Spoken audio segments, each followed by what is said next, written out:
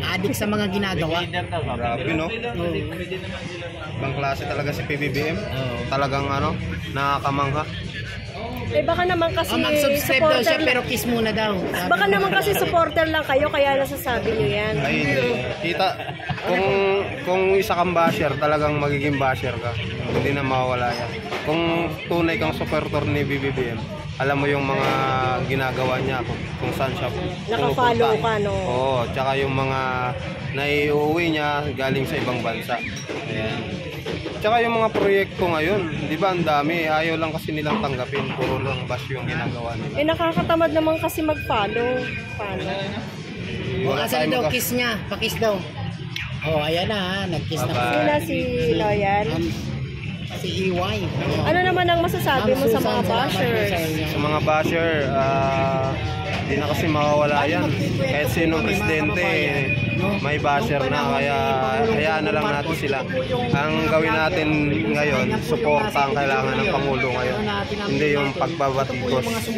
Suportahan natin yung mga proyekto niya, lalo na yung ginagawa ngayon ng administrasyon, yung about sa sa mga seniors din na talagang patuloy na pinagre-rehistro natin yung mga senior citizen.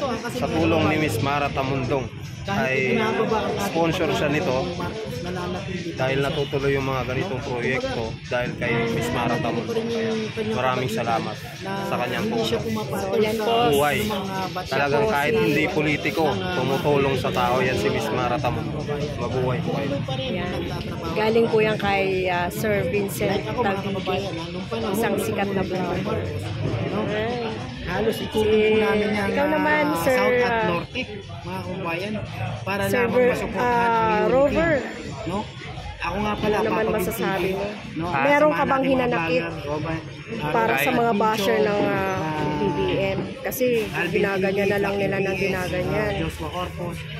Sa akin kasi talent nila yun na manira. Kaya pagpatuloy nyo yan, habang kami naman, dahil hindi namin talent yung ganyan yung ginagawa ninyo, dito kami sa positibo at nakita namin yung tunay na nagagawa ng administrasyon. Dapat guwapo ako eh.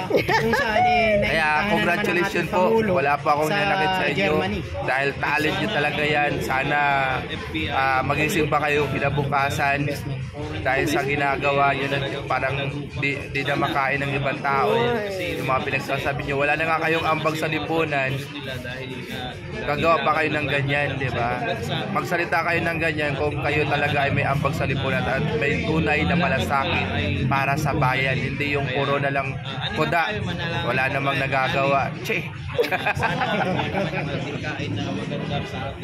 Si Romeo naman, ano naman, nalulungkot ka ba? Dahil nga, binabash na, halos tinatapakan pa. Ano ba yun? Ba't ginagano ng ating Pangulo? Hindi ginagano nila ang Pangulo natin. Natutuwa nga ako sa mga sa mga ginagawa ng mga presidente. Mahal na Kasi presidente. kahit magpuputak-putak kayo dyan, walang mangyayari sa inyo. Hindi, isa rin kayo sa makikinabang sa magiging resulta ng mga ginagawa ng ating mahal na Pangulong Bongbong Marcos. Kaya sa mga basher dyan, huwag kayong mag-alala, may basher din kayo. Correct.